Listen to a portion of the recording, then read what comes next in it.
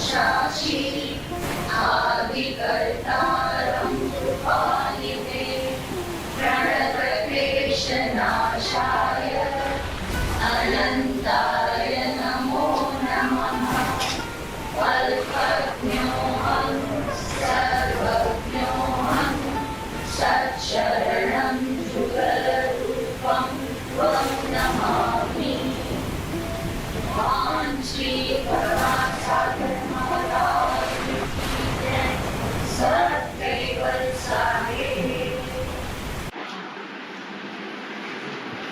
જે આપણે શરૂઆત કરવાના છીએ એમાં પ્રાથમિક થોડું બધાને ધ્યાનમાં આવી જાય ત્યાંથી શરૂ થઈ જશે.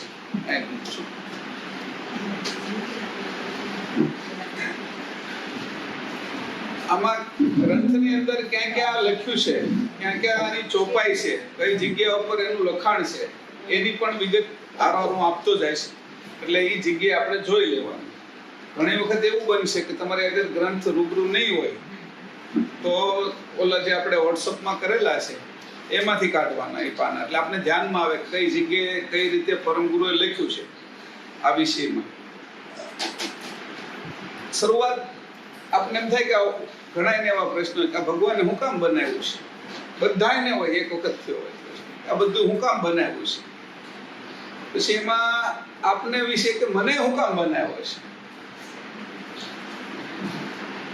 એટલે શા માટે બનાવ્યું ને મને અને આ પૃથ્વી આખી આ જે સૃષ્ટિ દેખાય છે શા માટે બનાવ્યું એ પ્રશ્ન થયો. પછી કે જવાબ ના મળે એટલે આપણે જેટલા થોડો સમય ગોતીએ, કારણ કે એટલી આપણે કઈ ખોજ કઈ પાકી હોય નહીં ગોતવાની. પ્રશ્ન થાય પણ જવાબની તાલાવેલી વાસ્તવમાં હોતી નથી. જ્યારે તાલાવેલી જવાબની હોય કે મને આ જોઈ જ છે તો એ મળે. એટલે તાલાવેલી ન હોય, એટલી બધી આરત ન હોય, એટલો બ્રેહ ન હોય કે મને આ જ જોઈ છે તો એ મળે નહીં. પ્રશ્ન થઈ જાય. પછી કોઈને દુઃખમાં જોઈએ, આપણે કોઈને આમ ઢસડાતા હાલતા જોઈએ, આપણે રોડ ઉપર ભીખ માંગતા જોઈએ, આપણે ઉપર કંઈક દુઃખ આવી પડે ત્યારે હું કામ આવો જગત રચ્યું છે, પાછો એવો પ્રશ્ન થાય. પહેલા તો આ હું કામ મને બનાવ્યો છે અને આવું જગત. હવે પછી એનો ગુણ જોયો તમે કે આ દુઃખી છે એવું જગત હું કામ રચ્યું. એમ સુખમાં તે ફરિયાદ નહોતી, સુખ હતું, બધું બરાબર હતું તો આનંદ લેતા થાય, એમાં કઈ વાંધો નહીં. ત્યારે એવું હતું કે આનાથી વધારે આનંદ કેમાં આવે. આ ગાડી મારુતિ લીધી છે તો હવે ઓડી લઈએ તો વધારે આનંદ આવે. 3 રૂમનો ફ્લેટ છે તો 5 નો 4 નો લઈને આવું બગીચો હોય તો આનંદ આવે. જ્યારે સુખની વ્યવસ્થામાં હોય ત્યારે સુખનો વધારો કરવાની ગણતરી હોય, પણ એમાં કઈ દુઃખ આવી પડે, એ જ ઓડીને પાછું પંચર પડે ને ત્યારે જે પરસેવો વળી જાય આપણને, કોઈ હોય નહીં ત્યારે, ડ્રાઈવર ન હોય, કોઈ ન હોય ત્યારે એ સમયે આપણે પાછા ભગવાન જુદી રીતે યાદ આવે. ભગવાનને યાદ કરવાના આપણા જે સમજનાર પરિસ્થિતિ ઉપર આધારિત છે. કેવું પછી એવું કીધું કે ભગવાને હું કામ બનાવ્યું, એટલે પહેલો પ્રશ્ન એવો થયો કે હું કામ બનાવ્યું. એની હવે આપણો જવાબ કે આપણા છોકરાઓ આપણા અંદરથી કેવી રીતે ઉત્પન્ન થાય છે. એક આપણા સંતાનો આપણી અંદર ભરાયેલા જ હોય છે, એનું અરૂપ રૂપ હોય છે, અને એ જ્યારે જન્મે છે ત્યારે સ્વરૂપ થાય છે. તો એ જો એમને ભરાયેલા રહે તો આપણે ક્યારેય જાણી ન શકીએ. અંદર ને અંદર જે સંતાનો આપણી અંદર રહે એ આપણે ન જાણી શકીએ, એ બહાર ના આવે તો એને પણ ન જાણી શકીએ. બે વિષય થઈ ગયા. હું બહાર આવ્યો તો મારા પિતાજીને જાણી શકું છું, મારી માને જાણી શકું છું, પછી સાથે અમારા ભાઈ છે, અમારી બેન છે, કાકા છે, મામા છે, બધું મારા શરીરને હું જાણી શકું. હું અદૃશ્ય જ હોત માના અને પિતાજીના શરીર વિશે. અત્યારે હું તત્વો ઉપર જાઉં છું એટલે તત્વની વાત કરીશ, ચેતનની અત્યારે અંશની વાત નહીં કરું. અંશની તો પછી વાત છે, આ ઓરલું ચાલે છે એટલે ઓરનાળા જ વિભાગમાં વાત. તો મારા શરીરની અંદર છુપાયેલા મારા સંતાનો એ મને પ્રેમ ન કરી શકે. અત્યારે તમારા કેટલાય સંતાનો આપણા બધાના શરીરની અંદર છુપાયેલા છે, આપને પ્રેમ કરી શકે છે અને આપણે એને કરી શકીએ પાછા. એ તો નાનું બાળક હોય ને પછી જયારે પ્રેમ, હવે તો દીકરાના દીકરા થઈ ગયા આપણે તો બધાની ઉંમર, એટલે દીકરાના દીકરા કેટલા વાલા લાગે છે. ન હોત તો એટલે એ ખાલી એક પ્રશ્ન. એને રમાડવાનું મન થાય. એ 1.5 વર્ષનો 2 વર્ષનો કાલું ખેલું બોલે છે, આ છે તે છે, એની હારે આપણે રમવાનું મન થાય છે, એને રમાડવાનું મન થાય છે. વિદેશમાં છોકરા રહેતા હોય તો કા એ છોકરાને અહીંયા બોલાવી છે, કા આપણે ત્યાં જાય છે, એના માટે એ લગાવ છે. તો એ આપણા જે સકરતા છે એની સાથે આપણો લગાવ છે. આપણે અત્યારે વિદેશમાં રહીએ છીએ પણ એ આપણે બોલાવે તો છે જ, ક્યારેક અહીં આવે તો છે જ આપણી આગળ, પણ આપણે એને ઓળખતા નથી. ઓળખાણ બહુ ભૂલાઈ ગઈ છે. ઘણો લાંબો સમયથી આપણે આ વિદેશની ભૂમિમાં છીએ ને, એટલે આને વિદેશ કહેવાય. આપણો દેશ એટલે ચેતન, અને જે વિદેશી ધરતી છે એ આ પંચભૂતની, આ 5 ભૂતની વિદેશી ધરતીની અંદર અંશ આવી ગયો છે. એટલે લાંબા સમય સુધી એના સહવાસમાં રહ્યા એટલે ભાષાએ ફરી ગઈ, ખાવા પીવાનું ફરી ગયું, પોશાક ફરી ગયા, બધું જ ફરી ગયું, મિત્ર મંડળ ફરી ગયો, સ્વભાવ ફરી ગયો. લાંબો સમય રહે એટલે અમેરિકાની અંદર ઘણા બીજી પેઢીથી હોય તો અત્યારે એ ક્લબના સ્વભાવની અંદર વહી ગયા હોય ઘણા. પછી ઘણા છે એ ત્યાંના રશિયાવાળાને, યુરોપવાળા, ઇસ્કોનવાળાને આગળ આવી અને એનો સ્વભાવ ફેરીને અહીંયા પાછા વૃંદાવનમાં, ગોકુળની અંદર પાછા નાચતા ફરતા હોય ઇસ્કોનના અંદર. એનો સ્વભાવ ફરી જાય. જેની સાથે રહી, સંઘમાં રહી, એનો સ્વભાવ આપણે આવી જાય. એટલે એવી રીતે આપણે જોઈએ તો એને વિચાર આવ્યો કે ભાઈ મારે છે એ દ્વૈત રમણ કરવું છે. મને તો સુખ હોય પણ મારી અંદરના જે અંશો છે એને પણ સુખ મળે, એ એને ઓળખે અને મને જાણે. હું મને ઓળખું અને મારા બાળકને ઓળખું. એટલે એક વ્યવસ્થા ઊભી કરી આખી. જે વ્યવસ્થા ઊભી કરી, વ્યવસ્થા કેવી રીતે કરી, એની અંદર હું ભાગ આવ્યા, કયા કયા પાઠ આવ્યા. આ એક સ્વભાવ હતો, એનો પહેલો સ્વભાવ હતો કર્તાનો. એક આ પહેલો સ્વભાવ. એટલે શું થયું કે જો એ આપણે છે એ આપણે કોઈ આવો સ્વભાવ નથી આવતો. કર્તાને આવો સ્વભાવ આવે કારણ કે કર્તા તદ્દન શુદ્ધ છે અને આપણી અંદર કામના ભરેલી છે. એટલે નર નારી વિશે જે કામના મૂકેલી છે એનાથી સંતાનો ઉત્પન્ન થાય છે. એને એવી રીતે સંતાનો ઉત્પન્ન નથી થયેલા. 2 વસ્તુ છે.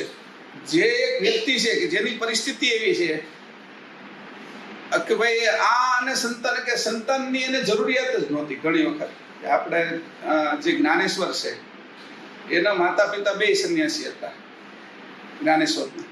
એટલે એને સંતાનની જરૂરિયાત હતી નહીં, પણ ગુરુએ આજ્ઞા કરી કે તમે 2 લગ્ન કરી લો અને તમારે ત્યાં એવા સંતાનો ઉત્પન્ન થશે કે જેના કારણે જગતને માર્ગદર્શન આપશે. હવે એની પોતાની કામના એની નષ્ટ કરી દીધી હતી.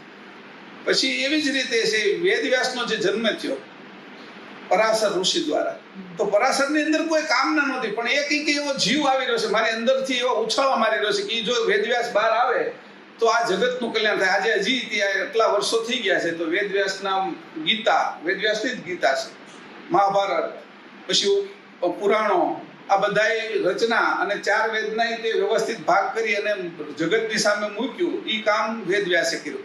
નિષ્કામ ઉત્પન્ન થયેલા છે આ જે પુત્રો. એવી રીતે અહીંયા પણ એવા દાખલાઓ મળે છે.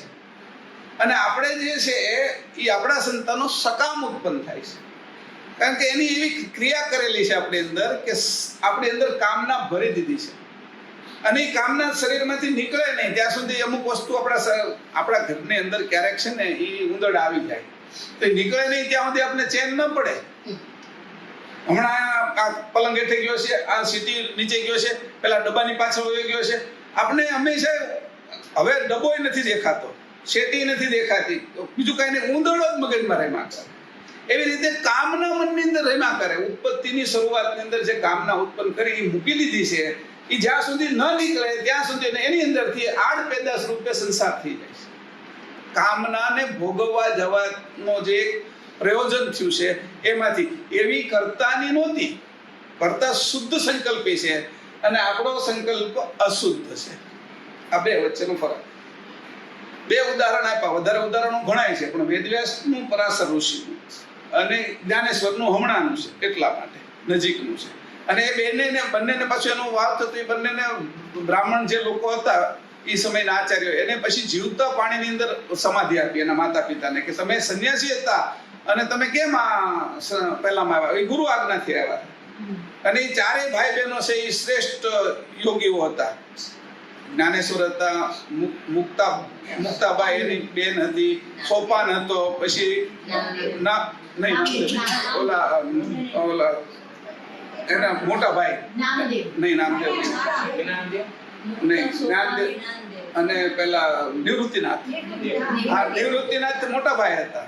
જ્ઞાનદેવ, પછી સોપા અને મુક્તાભાઈ, આ 4 સંતાનો એને થયા.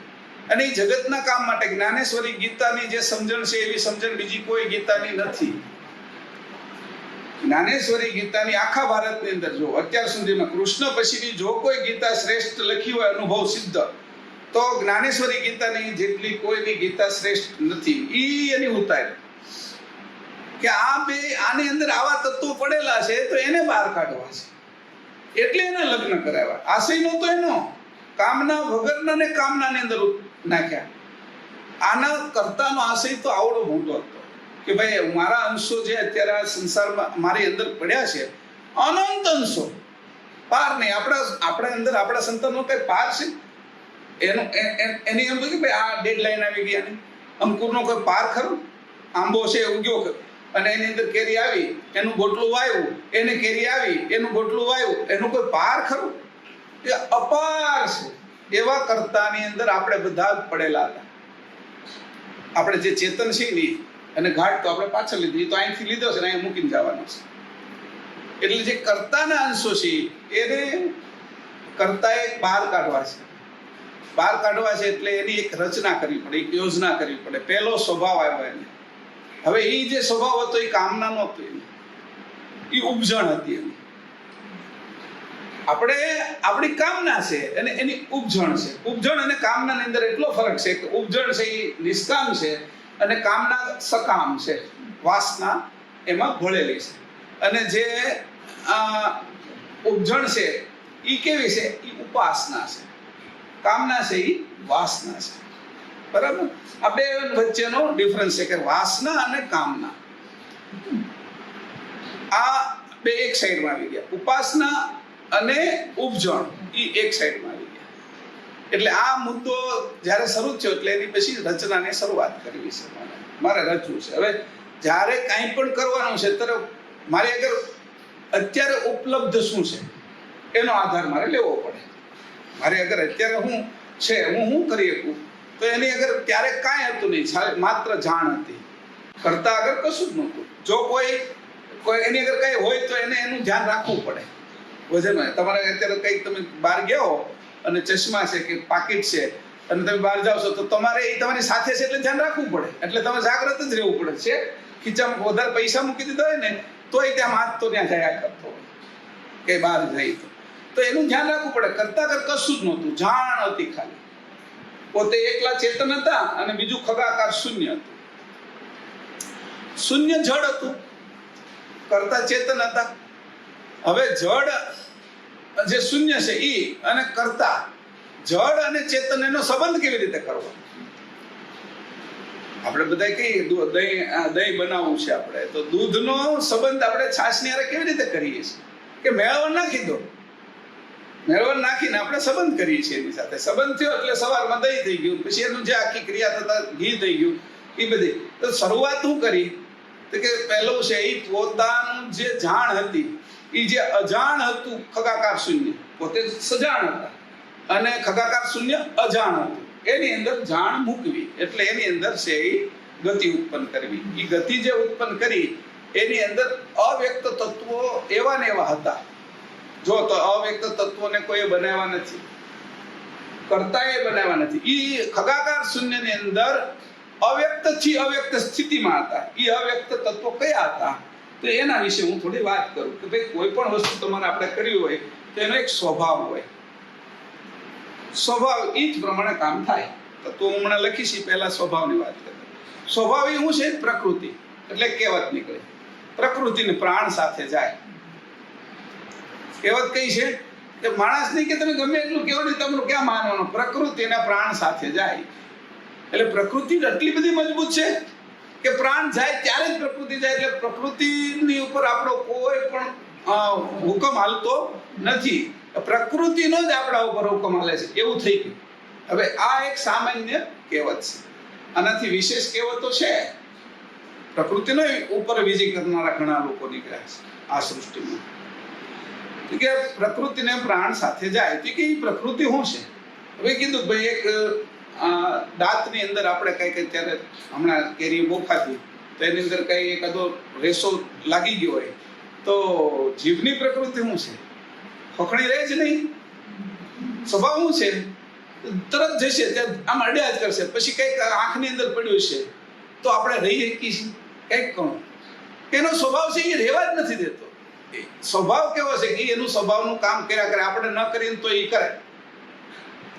અંદર સ્વભાવ આપણો સ્વભાવ એવી રીતે દરેકનો સ્વભાવ છે. સ્વભાવ જે જાણે છે એ એની સાથે સારામાં સારું વર્તન કરી શકે છે.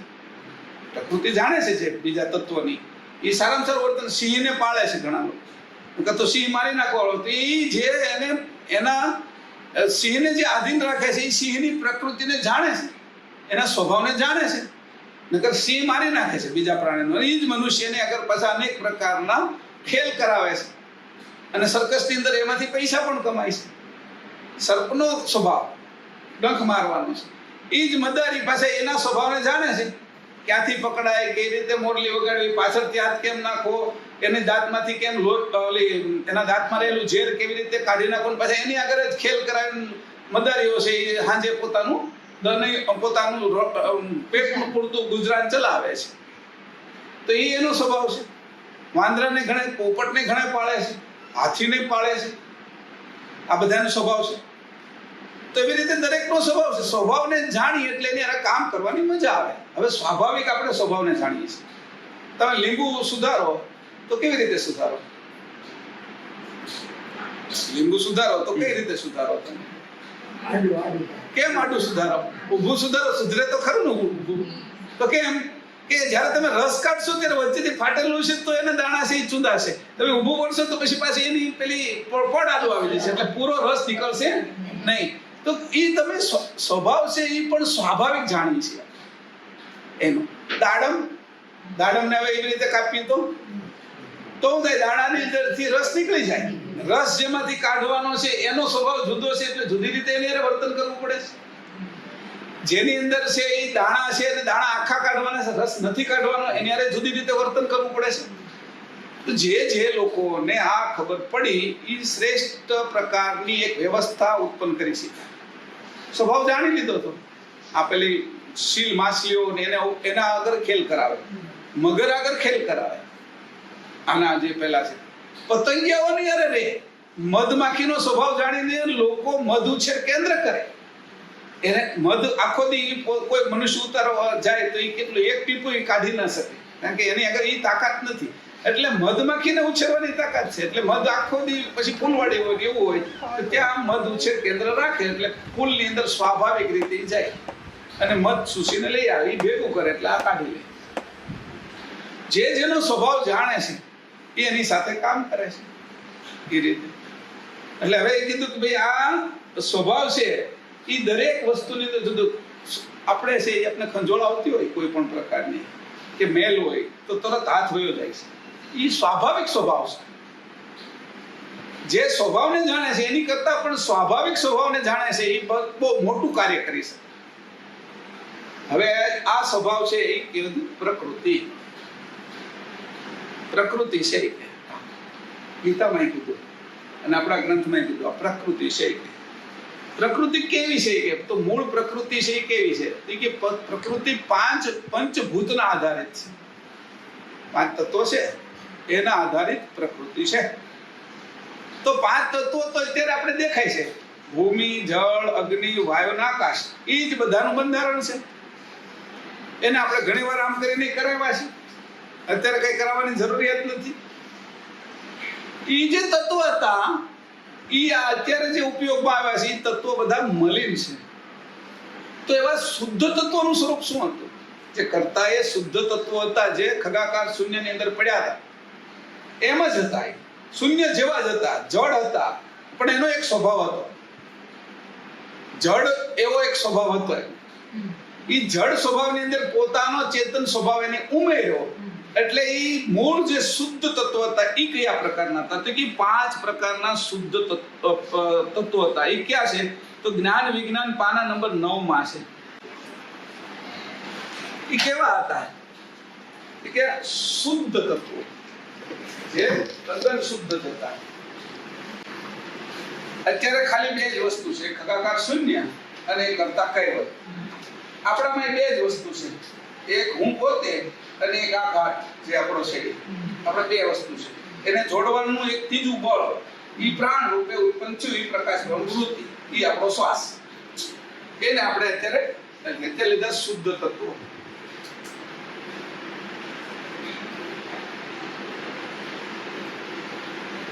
તો એમાં શુદ્ધ તત્વોમાં પાના નંબર 9 ઉપર આપ્યું છે. પહેલું શું હતું? હવે તમે કહેશો કે આ બધા તત્વો પહેલા તો એનો સ્વભાવ ઈ કેવા હતા? મહદ. કેવા હતા? મહદ. માપ જેનું ન હોય એને મહદ કહેવાય. અમાપ, મહદ, કોઈ કલ્પના ન હોય એટલા હતા. જે રીતે અંકુર આંબાની અંદર, એને શું કહેવાય? મહદ. એનો અંત જ નથી. અંકુરનો અંત જ નથી. અનંત. કીડીમાંથી કીડી, હાથીમાંથી હાથી, આંબામાંથી ગોટલીમાંથી આંબો નિરંતર નીકળ્યા કરશે. મરઘીમાંથી ઈંડું, ઈંડામાંથી મરઘી. એને મહદ કહેવાય. મહદ ઈ સ્વભાવ આમાં આવ્યો છે. આ જે મહદ સ્વભાવ છે એ જ્યાંથી આપણે આ બધાની અંદર આવ્યો છે. મહદ હતા. પછી બીજો એનો સ્વભાવ શું હતો? અવ્યક્ત હતા.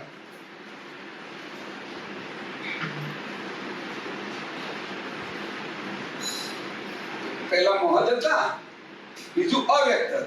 દેખાતા નહોતા. કોઈ એવી વ્યક્તિ છે એ અત્યારે આપણા ક્લાસમાં નથી આવી અને એના ઘરે છે, તો એ ક્લાસમાં છે પણ વ્યક્ત નથી.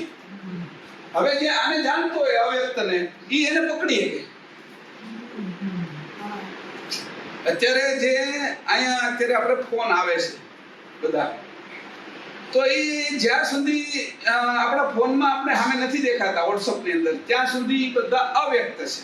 પણ તમે સાધન બનાવ્યું એટલે તમારી સામે વ્યક્ત થઈ ગયા. કોઈ અમેરિકા, કોઈ હોંગકોંગ, કોઈ સિંગાપુર બેઠા હોય તો તરત આપણે દેખાય છે. કેમ? તો અવ્યક્ત હતા તો ખરા, પણ કદાચ ફોન નથી, તમે એમને પકડી શકો તો તમને એ પણ અહીંયા દેખાય. એને કહેવાય અવ્યક્ત. હોય છતાં હું જોઈ ન શકું, પણ જ્યારે મારી એ સ્થિતિ થઈ જાય ત્યારે અવ્યક્તને પણ જોવાની શક્તિ આવી જાય. એ શક્તિ જેની હતી એ જ સકર્તા હતા. આપણે એ નથી જોઈ શકતા. આપણી દ્રષ્ટિ સ્થૂળ છે અને કર્તાની દ્રષ્ટિ સૂક્ષ્માતીત છે. સૂક્ષ્મ છે એનાથી તીત હતી. એટલે દ્રષ્ટિના એ પ્રકાર હતા. ચર્મ દ્રષ્ટિ છે, જળ દ્રષ્ટિ છે. જળ વસ્તુને જોઈ શકે, ચર્મ વસ્તુને જોઈ શકે. દિવ્ય દ્રષ્ટિ છે, આગળના કાળો જોઈ શકે, પાછળનું જોઈ શકે. જ્ઞાન દ્રષ્ટિ છે, એનાથી સૂક્ષ્મ છે. ચેતન દ્રષ્ટિ છે, એ ચેતનને જોઈ શકે. અને એનાથી જોઈએ કે ભાઈ આ નાનો આ જે ધારો કે કોઈ 18 વર્ષનો છોકરો છે, એની અંદર એનો છોકરો કેવો છે એ અત્યારે જોઈ શકે. આ તમને જે કહું છું, જે અવ્યક્તને જોવું, વ્યક્તને તો જોઈ શકે. હજી છોકરો વ્યક્ત નથી થયો એની અંદર, એ અંકુર રૂપે પડ્યો, પણ એ કેવો થશે એને પણ જોઈ શકે.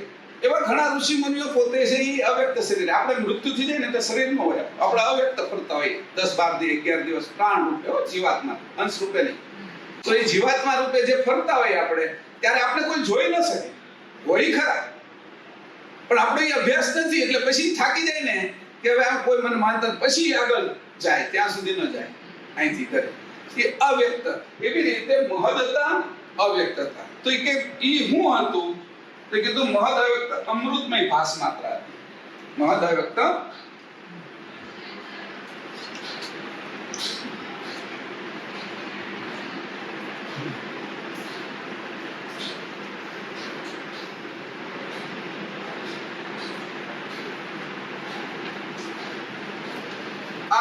મહદ અવ્યક્ત અમૃતમય ભાસ માત્ર.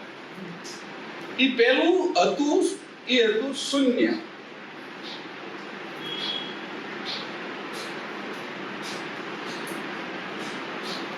શૂન્ય એટલે અવકાશ.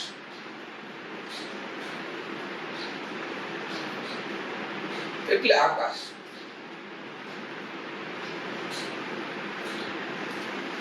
એવું હતું શૂન્ય. આ પહેલું આકાશ તત્વ શરૂ થયું.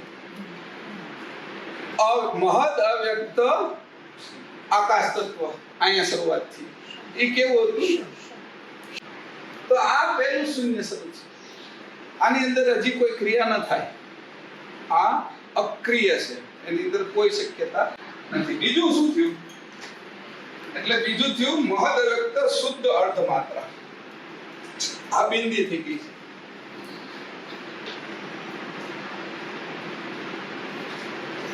અવ્યક્ત હું આ લીટાઈ કરી શકું એમ છું, પણ લખું છું એટલા માટે કે એટલા સમયમાં તમારું મગજ એની સાથે જોડાય છે. તમે એને સમજો એટલા માટે આને લીટા કરીને એમને કીધું તમારામાં લખેલું છે એમ નથી કર. પણ જ્યારે હું તમને સમજાવું તો આ તો લખેલું કેટલું પડેલું છે, બુકોમાં તો લખેલું છે જ તે. પણ હું જ્યારે સમજાવું છું ત્યારે એટલો સમય આપું છું તમને કે તમે આની ઉપર તમે અત્યારે હાલતા હશો, ત્યારે આ સમજાવીશ પછી એના ઉપર આવશું. એટલે તમને 1 મિનિટ 1.5 મિનિટ એટલો સમય મળશે. મહદ અવ્યક્ત આ અમૃતમય ભાષમાત્ર છે. તો આ કઈ છે? મહદ અવ્યક્ત શુદ્ધ અર્ધ બોલજો, અર્ધ માત્રા. એટલે આને શું થયું? રેપ, અર્ધ ચંદ્ર. એટલે આ શું થયું? આકાશ. આ શું થયું? વાયુ.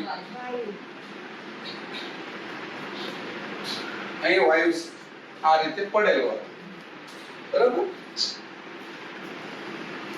હવે આની અંદર કોઈ ગતિ નહોતી. ગતિ નથી. આમાં ગતિ નથી જ, પણ ગતિ ઉત્પન્ન થાય એવો સ્વભાવ છે. બરાબર? સ્વભાવ છે ગતિ ઉત્પન્ન કરવાનો.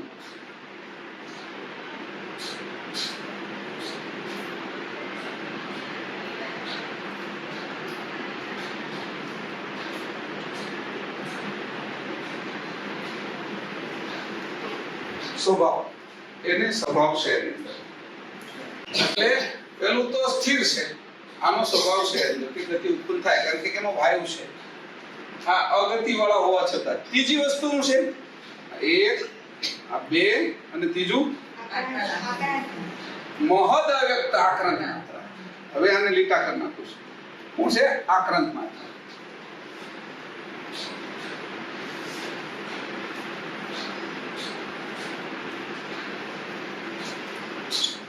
બિંદી થઈ ગઈ,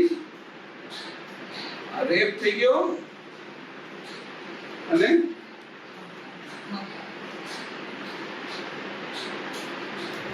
આ આક્રાંત માત્રા. આ શું થયું? મકા. એટલે શું થયું? વાયુ આ તત્વમાં અગ્નિ. મહદ અવ્યક્ત. હવે અહીંયા જે આ મકા છે, પછી ચોથું મહદ અવ્યક્ત શાંત માત્રા. એટલે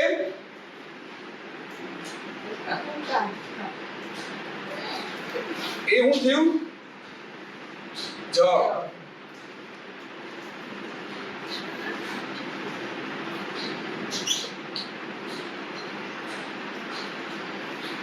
પાંચમું મહદ અવ્યક્ત અમૃત માત્રા. એવું થયું અકાર. એને શું થયું? એનું ભૂમિ. બરાબર? કે અહીંયા શું થયું? અકાર. આ બધા અવ્યક્ત તત્વો છે. આનીથી કાંઈ કાર્ય થાય નહીં, કારણ કે મહદ અવ્યક્ત છે. આ જેમ છે એમ સૃષ્ટિ, આ મૂળ ખાણ છે એમનેમ જ પડ્યા રહે, એની અંદર કાંઈ ન થાય.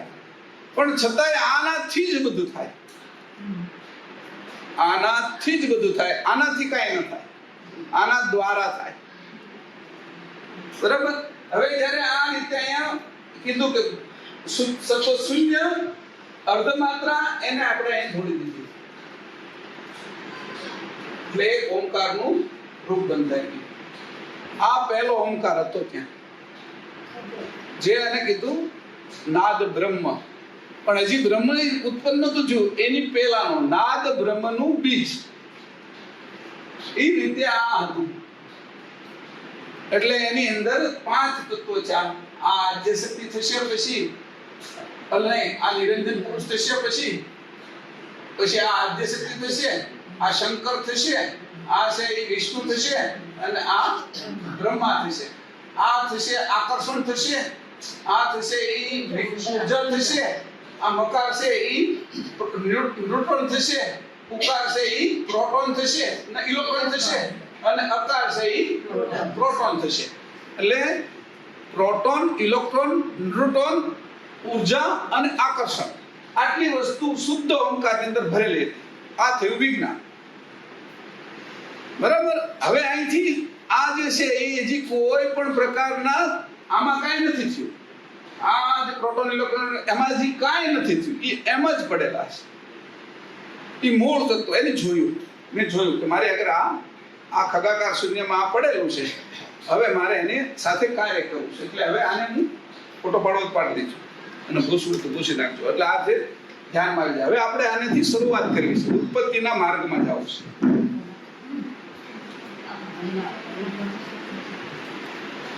આમાં આપેલું જ છે, છતાંય મેં તમને કીધું કે આમાં કંઈક નવીન હોય તો તમને ધ્યાનમાં આવી જાય. એક લીટો ક્યારેક કામ ન હોય. આમાં પંચમવેદનું 135મું પાનું હવે કાઢવાનું છે. હવે તમને 1, 2 ને 3, 4 ને 5 યાદ ક્રમ રાખવાનો છે. 1 માં કોણ છે? એટલે એનો નામ સમજો શૂન્ય, અવકાશ. 2 માં કોણ છે? વાયુ. 3 માં કોણ છે? અગ્નિ. 4 માં જળ. 5 માં ભૂમિ. આ બધું અત્યારે યાદ ન રહે કાંઈ વાંધો નથી. આ બધું આને પછી તમે જોજો. એને પછી આપણે યાદ કરશું કે આ આક્રાંત માત્રા શું છે, શાંત માત્રા શું છે, અમિત માત્રા શું છે, એ સ્વભાવ એનો છે. એટલે જુદા પાડ્યા છે. એટલે આને હવે આપણે શુદ્ધ તત્વો છે. હવે આ શુદ્ધ તત્વોમાંથી આપણે છે એ મેળવણ વાળા અશુદ્ધ તત્વો ઉત્પન્ન કરવાના છે. નીચે લાવો છે એટલે મેળવવું પડશે.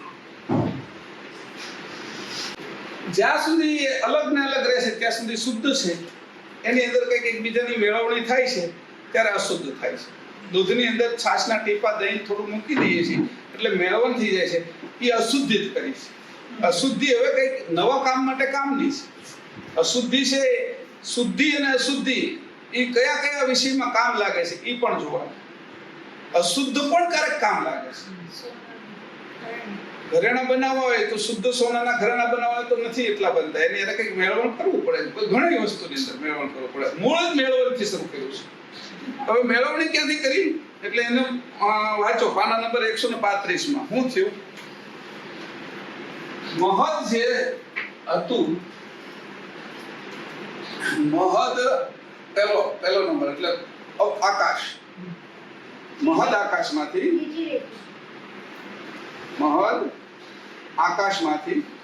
આકાશના 9 ભાગ લીધા. મહદ આકાશના 9 ભાગ લીધા. જે એની અંદર બાકીના તત્વોનો પાપા ભાગ ઉમેરી દીધો. આ 9 ભાગ છે મહદ ના લીધા એટલે મોટું મહદ થઈ ગયું. બરાબર. અને એની અંદર પાપા ભાગ આ પાછળના 2, 3, 4 અને 5 વાયુ, અગ્નિ, જળ અને ભૂમિના ઉમેરી દીધા.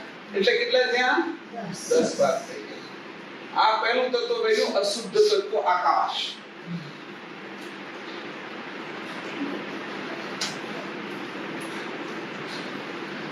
હવે ઉપયોગમાં લેવાનું અહીંથી શરૂ કરશું. બીજું તત્વ મહદ વાયુ. બરાબર. એના કેટલા ભાગ લીધા? 9 ભાગ. એમાં પછી બીજા 4 તત્વો છે આના સિવાયના બચ્યા, એના પાપા ભાગ નાખ્યા. એટલે બધો મળે 1 ભાગ એનો કરી નાખ્યો. બરાબર. એના થયા 10 ભાગ. ઈ થયું વાય. ઉપયોગમાં લેવા માટે હવે શરૂ કરવું પડશે. આના 10 થઈ ગયા. એ રીતે અહીંયા પણ હવે બધા લખી નાખું છું. તો વાર્તા પછી એનો સ્વભાવ આપણે જોઈશું.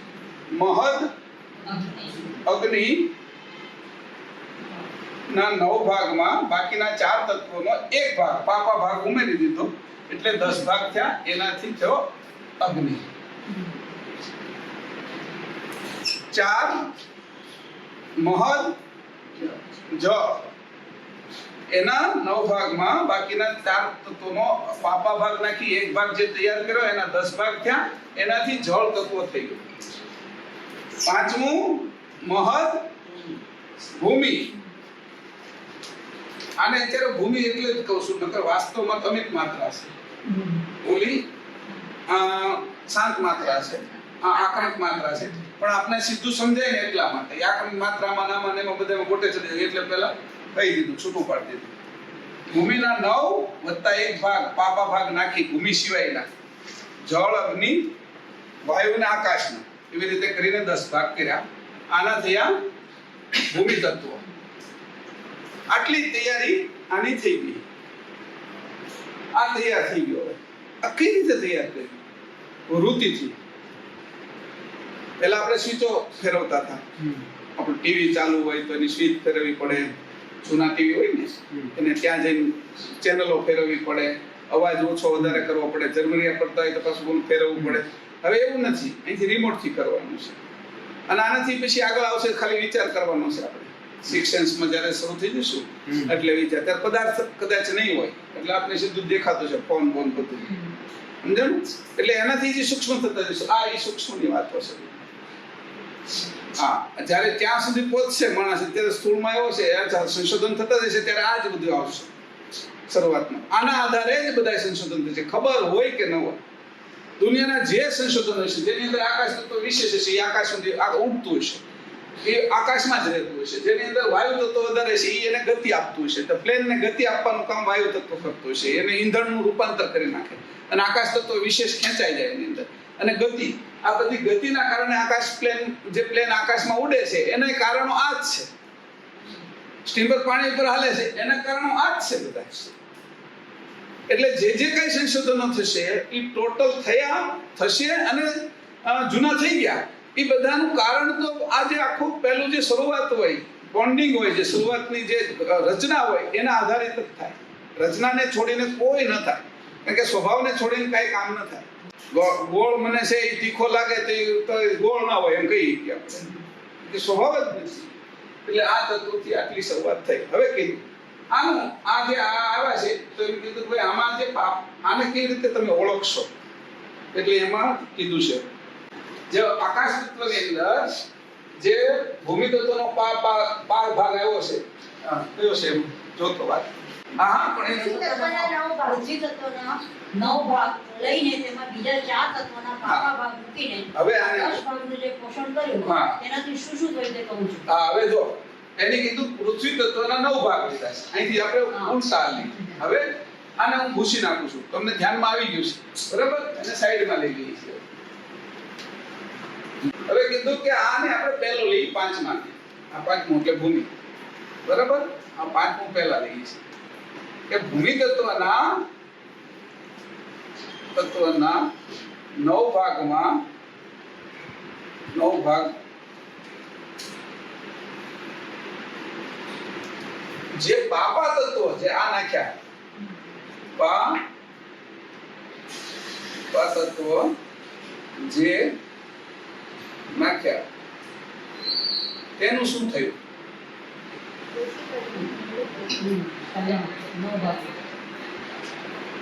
આ એક પ્રશ્ન છે. ભાઈ આ તમે નાખ્યા તો હું છું પાપા ભાગ આની અંદર તો 9 ભાગ ને શું થયું?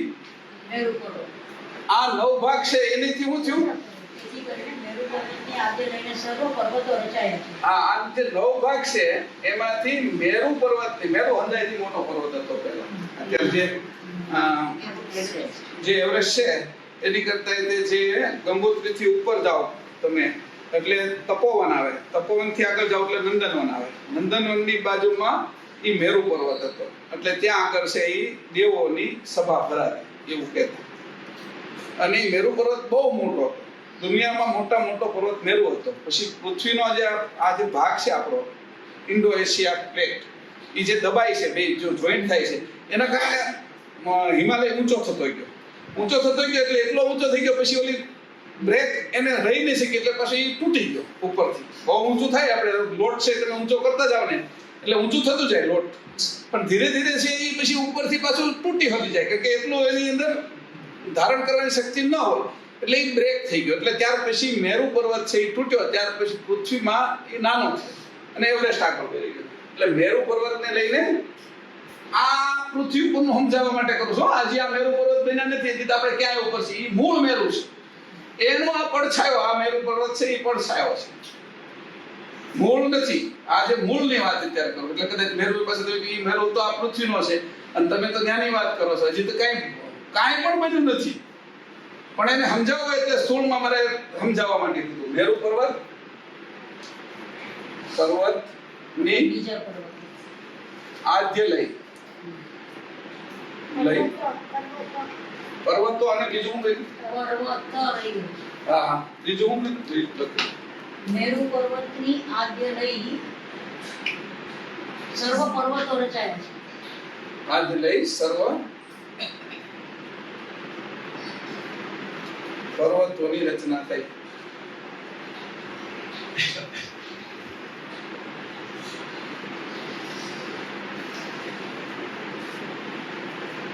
બરાબર આ એક કામ શું થયું કે 9 ભાગમાંથી આ થયું એટલે પૃથ્વી તત્વ આખું તૈયાર થયું બીજું થયું જળ તત્વનો ભાગ ખોટો જે જળ તત્વનો ભાગ જળ તત્વનો જે 1/4 ભાગ માંથી શું થયું તેમાંથી તેને કરીને પર્વત જળાકાર જતમત બંધાઈને રહ્યા છે.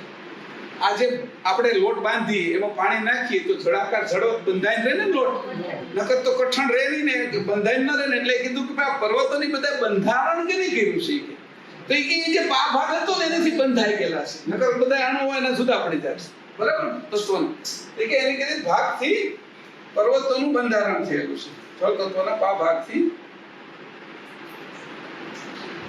ની આદ્ય લઈ ઈ જડાકાર બંધાઈ રહ્યા છે ચોટી રહ્યા છે જડાકાર રહ્યા છે આપણે કોઈ પણ પિંડો વાળી લોટ બાંધીએ કે ગારો થયો હોય એની અંદરથી કંઈક મૂર્તિ કેવી બનાવીએ છે આપણે કે પ્લાસ્ટર ઓફ પેરિસની તેની અંદર પાણી નાખવું પડે ઈ જ ન્યાય એની કીધું આ રીતે થઈને આ બંધાયેલું છે આ બધા પર્વતોને બાંધીને જળ સ્થિર રાખવા માટે જે પાણીનો ભાગ હતો એ એને બે કોષોની વચ્ચે બંધાયેલો બીજું શું હતું તે જણાય કેવી રીતે હા બોલ એ લખવું નથી નહીં હા એ જણાય કેવી રીતે જોજો વાંચતા જજો હા જ્યારે કોઈ પાષાણને અગ્નિની ભઠ્ઠીમાં નાખી બાળી મૂકે છે ત્યારે તેનો ચૂનો થાય છે. તેથી પાષાણનું જસમતપણું વિખૂટું પડીને વિખરાઈ જાય છે. તેનું કારણ જળનો જે ભાગ હતો તે બળી જવાને લીધે થાય. બરાબર સમજાઈ ગયું એનો ચૂનો થઈ જાય પછી આ ન્યાયે પૃથ્વી તત્વને વિશે જળનો ભાગ રહેલો છે એમ જાણ્યું. આ ન્યાયે પૃથ્વી તત્વમાં ભાગ જળનો જો છે તમે ધારો કે અગ્નિ એને આપો એટલે જળનો ભાગ ઉડી જશે એટલે ચૂનો થઈ જાય એટલે પેલો થઈ જાય બારીક એટલે એ છૂટો પડી ગયો તમે જળનો ભાગ દૂર કર્યો કેવી સરસ રચના છે કે સમજવી આપણે ચૂનો કેદુના કરતા હતા નાના હતા ત્યાંથી દિવાલોમાં કરીએ છીએ ઘણા તો તમાકુને હારે ખાય છે ચૂના વિશે ઘણું સાંભળ્યું છે ચૂનાના પાણીના નિતાર્યું પાણી છે એ પીવાના હોતી ઘણા પેલા કેલ્શિયમ ઘટતું હોય તો એના માટે છે તો આ બધી વાત સાંભળી પણ આ અહીંયા ઉદાહરણ ચૂનાનું કેટલું સરસ રીતે આપ્યું કે ચૂનો કેવી રીતે ઉત્પન્ન થાય છે કે આ એની જળનો ભાગ છૂટો પડી એટલે ચૂનો બની જાય છે આની અંદર બધા કેમિકલ બંધારણ પણ આવી જાય છે બરાબર હવે ત્રીજું પછી અગ્નિ આવશે. હવે આમાં ભૂમિમાં જે અગ્નિનો ભાગ રહ્યો છે ભાગ નો અગ્નિ તત્વનો જે ભાગ રહ્યો છે તે હોવાને લીધે પર્વત સુકાઈ જાય છે. તો ગમે એટલું પાણી પડે પર્વત ઉપર પર્વતને શોષી લે છે ધરતીને શોષી લે છે આ પાણી ઉડી જાય છે અંદરથી શોષાય છે અને મહત્વ અગ્નિ છે ને જે ઉપર ઈ પણ શોષી લે બે અગ્નિ કામ કરે છે ભૂમિની અંદર જે અગ્નિનો ભાગ મૂક્યો છે તો એમાં ભાગમાંથી અગ્નિ તત્વનો ભાગ હોવાને લીધે પર્વત તરફ સુકાઈ જાય છે. પર્વત એટલે ભૂમિ સમજવી ભાગમાંથી પર્વત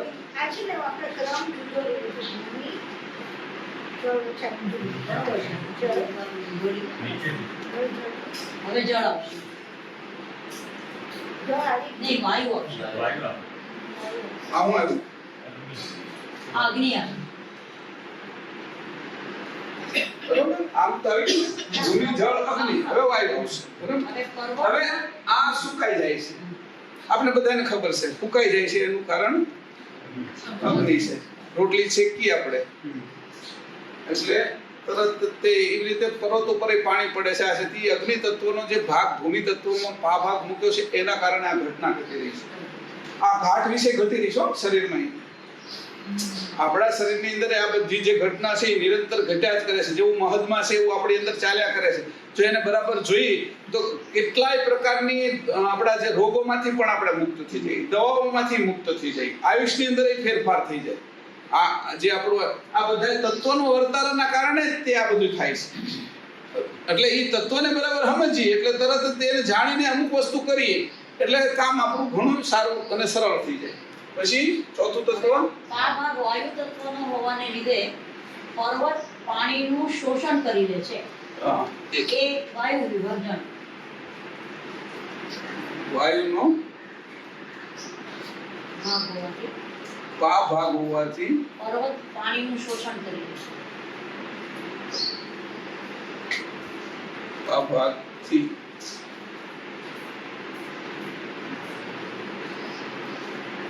પાણીનું શોષણ કરી લે છે એમ ને. પર્વત પાણીનું શોષણ કરે છે.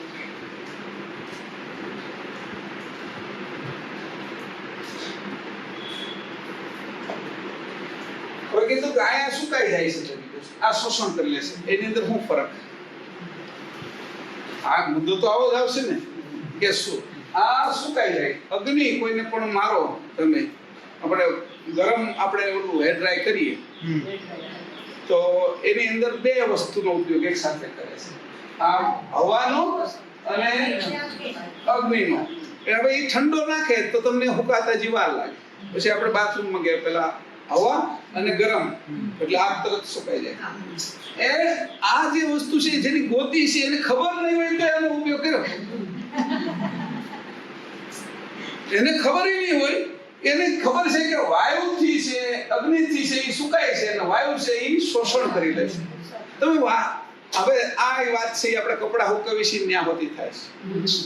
હવા હોય તડકો હોય ને હવા હોય હા અને તડકો ખાલી હોય તો શું થાય છે કે એની અંદરથી જે કલર છે ને એ ઉડી જાય છે, ઝાંખો પડવા પડે છે. કારણ કે એ શું કરે છે સૂકવી નાખે એટલે ઓલા કલર નહીં સૂકવી નાખે. પણ જ્યારે શોષણ કરે તો કલર બચી જાય અને પાણી ખેંચે છે. બરાબર, આપણા કલરના કારણે આ જે મુદ્દા છે એના કારણે કલર નથી જતો. જો બે હરખું રાખવામાં આવે તો નકર અગ્નિ એકલો વધારે દેવામાં તડકામાં પુષ્કળ તમે સુકવજો કપડા, વાયુ નહીં હોય સુકાઈ જશે પણ એ કેવાથી છે પછી એનું આયુષ્ય ઓછું, એના દોરાય બધા તૂટવા મળશે. આ બધું કારણ આનું છે.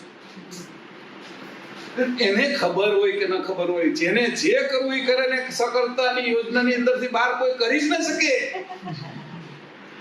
ગમે બનાવશે ને એની આ કેટલી આ પંચમ વેદ છે, કેટલી બારીકાઈ છે. તમે ખ્યાલ આવે કે ઓહો આટલી બારીકાઈથી તમે કામ કર્યું છે. અહીં કઈ વસ્તુ ટકી શકે કે આ નિરંતર આપણા શરીરની અંદર ઘટના. એક તો જઠરાગ્નિ છે, એક શ્વાસ છે.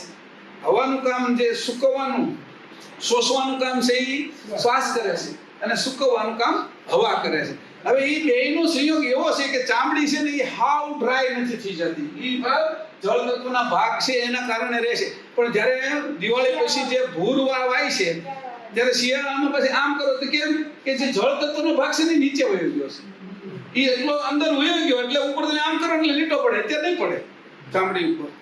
કેટલી બારીકાઈથી અંદર પણ કામ કર્યું એની યોજના. તો જો આપણે મફત મળ્યું એટલે આપણે કઈ ગણીએ જ નહીં આ શરીરને એની. એટલે આ રીતે કરીને પછી આવ્યું પાંચમું આકાશ તત્વનો ભાગ હોવાથી પર્વતના છિદ્રોમાં જળ પ્રવેશ કરે છે. જો તો ખરા જળ પ્રવેશ કરે.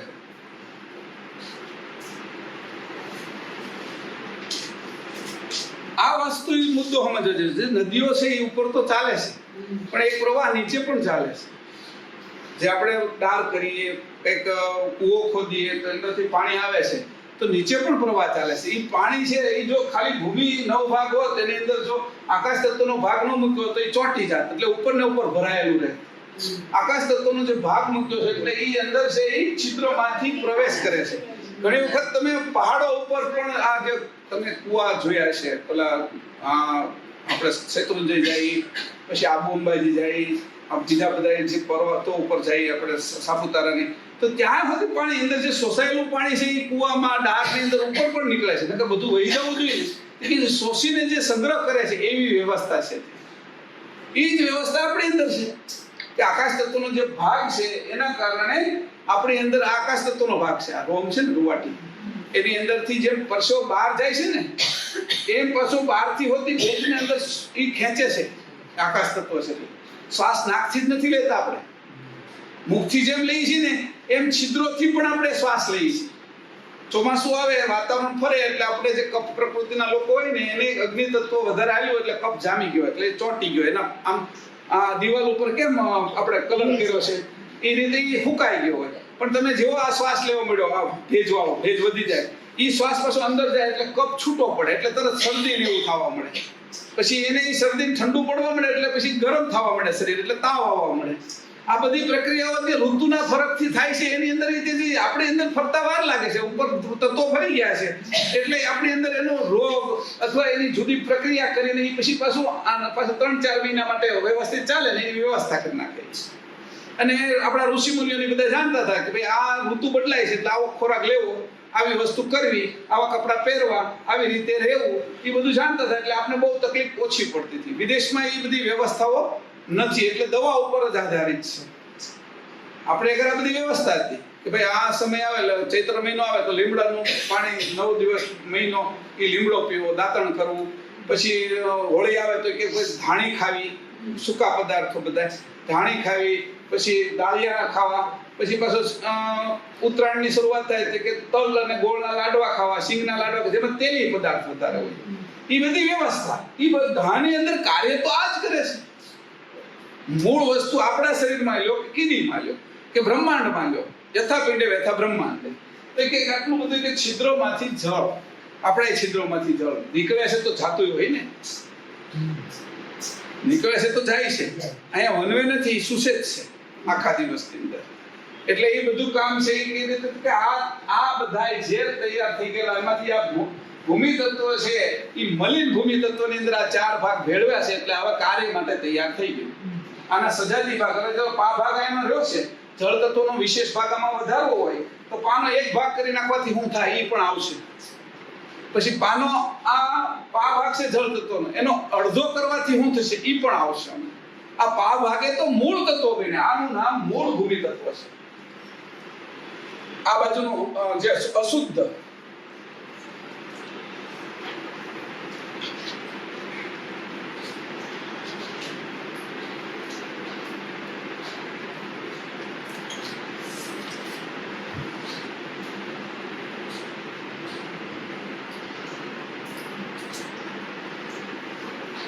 તૈયાર થયું છે, આ અત્યારે તૈયાર થઈ ગયું એક તત્વ.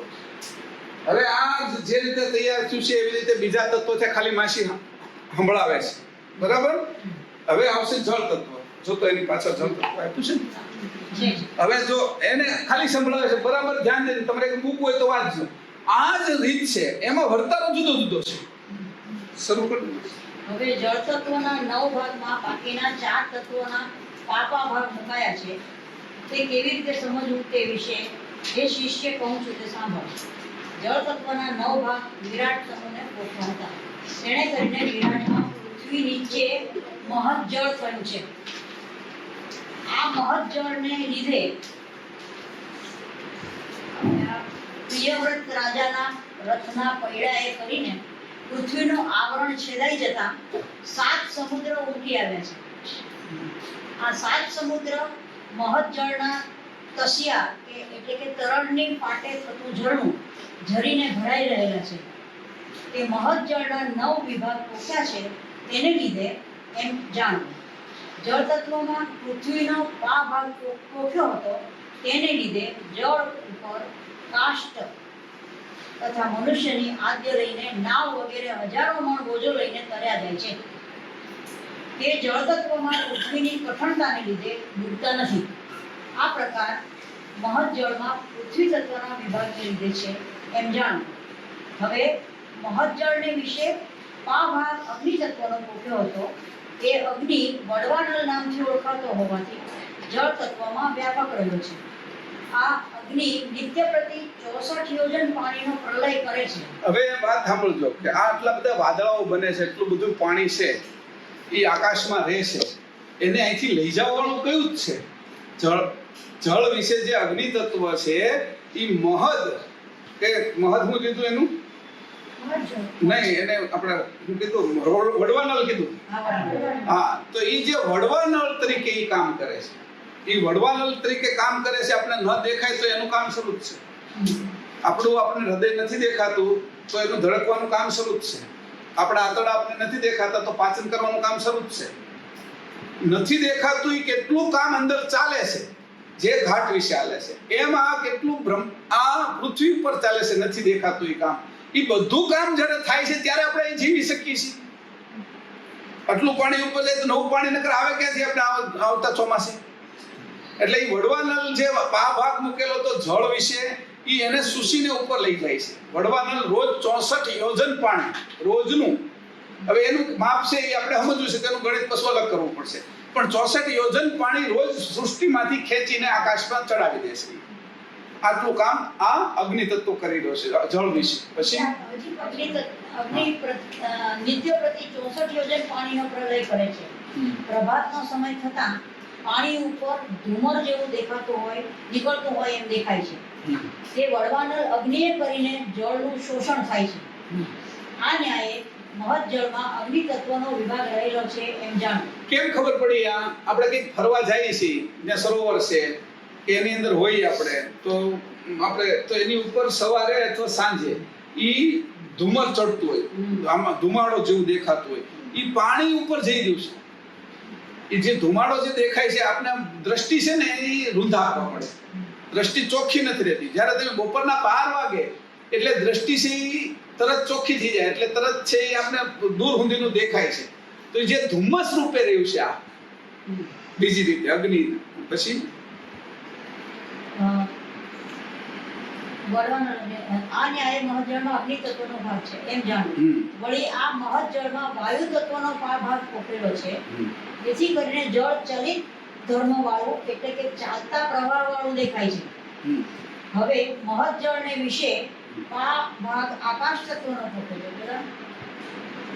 જળ તત્વ ચલિત થાય છે, તેના કારણે પ્રવાહિત થાય છે. તેના કારણે વાયુ તત્વ. વાયુ શું કરે છે? વહેવાનું કામ કરે છે. હવે વિશેષ ગતિ આપવાનું કામ કરે. મૂળ ગતિ છે.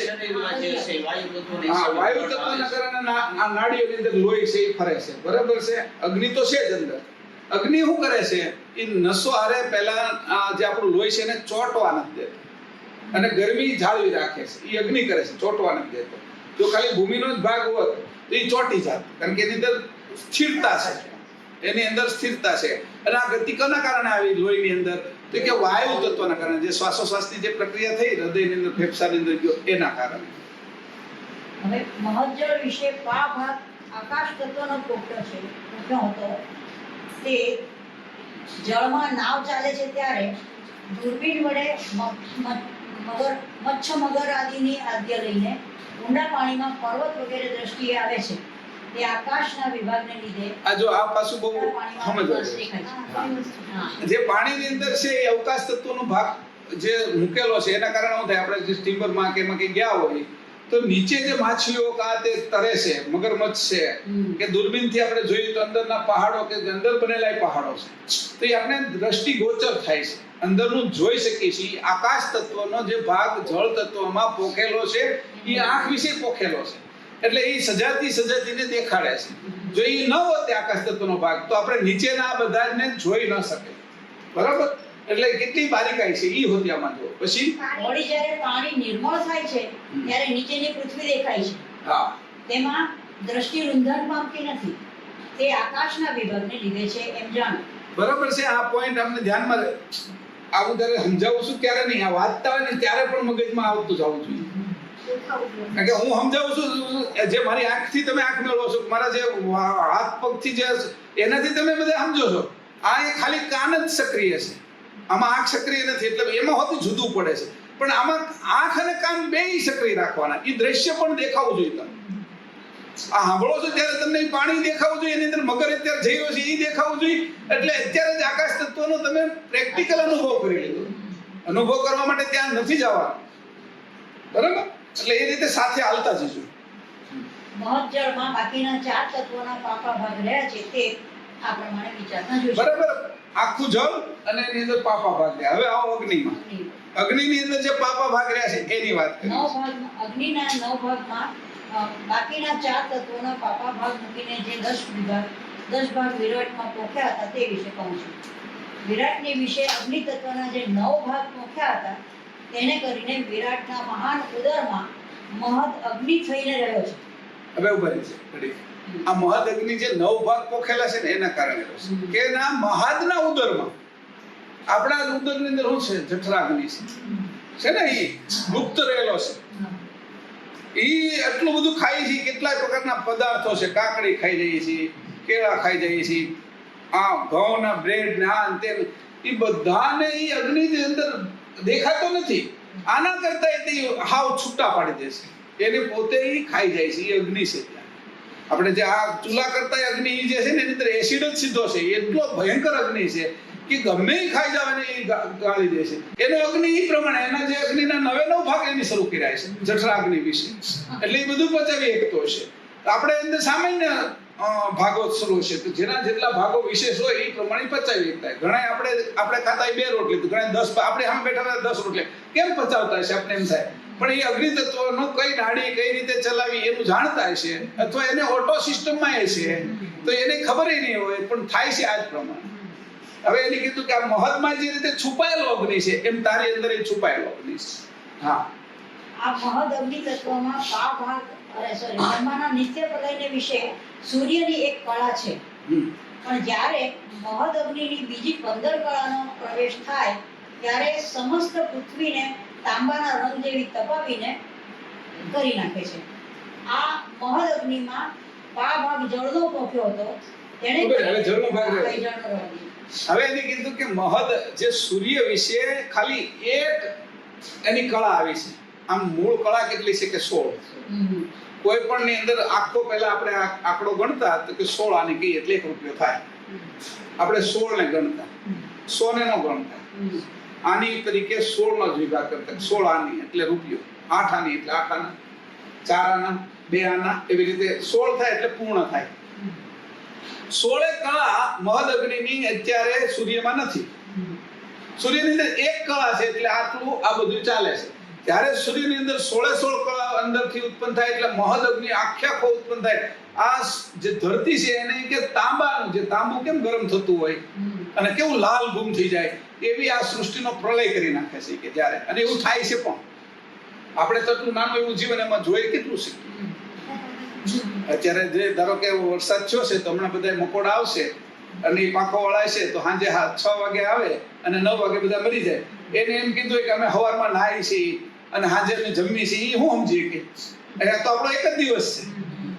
આપણે એક દિવસની દિનચર્યા એ ખાલી 3 કલાકમાં એની કેટલી પેઢીઓ મરી ગઈ હોય એ કેમ જાણી શકીએ? એટલે આપણે આવા સૂર્યની અંદર જે ઘટના ઘટતી હતી આપણા કાળમાં નથી, એટલે આપણે એને જોઈ ન શકીએ, જાણી ન શકીએ, પણ પરમ ગુરુ છે એ જાણે છે. અને આપણે એની વાત ઉપર આપણે વિશ્વાસ પણ આવે છે આ બધી વાતો ઉપરથી કે આ કઈ માની લેવાની વાતો નથી, આ કઈ કલ્પિત વાતો નથી, વાસ્તવિક જે ઘટના ઘટેલી એ જ છે. એટલે એને કીધું કે આવી ઘટના ઘટે છે ત્યારે મહદ અગ્નિ 16 કળાએ ખીલે છે, ત્યારે સૂર્ય આ બધાને બાળી દે, એક પણ ગ્રહ નથી રહેવા દેતો. ત્યારે 9 ગ્રહ છે એ અગ્નિના પ્રલય કહેવાય. 5 પ્રકારના પ્રલય આવે છે. પહેલો ભૂમિનો પ્રલય આવે, ભૂમિ ધરતીકંપ ને એવું બધું થાય ને બધાની અંદર હમાડી દે, એ ભૂમિનો પ્રલય છે.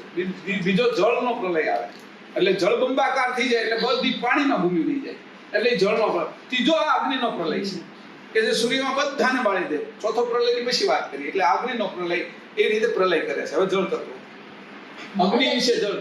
મહદ અગ્નિ તત્વમાં ભાગ જળ તત્વનો પોખ્યો હતો, તેને કરીને જે પૃથ્વી સૂર્યના અતિ તાપથી તપી ગયેલી હોય છે તેની ઉપર મહાજળની વૃષ્ટિ થઈને સર્વ પૃથ્વીને જળમય કરી નાખે છે. અને ઠંડી પાડે. આ મહદ અગ્નિ તત્વમાં જળના આ ભાગને લીધે છે એમ જાણો. હા, હવે એને કીધું મહદ અગ્નિ છે એની અંદર તો બહુ તપવાની તાકાત છે, પણ એમાં પા ભાગ રહ્યો છે એ શું કરે છે? જો ઉનાળાની અંદર આપણી બધી સડકો ના તે બધું તપી ગયું હોય, રોડ ને ગાડીની અંદર હવા હોતિકારક પંચર પણ પડી જાય છે.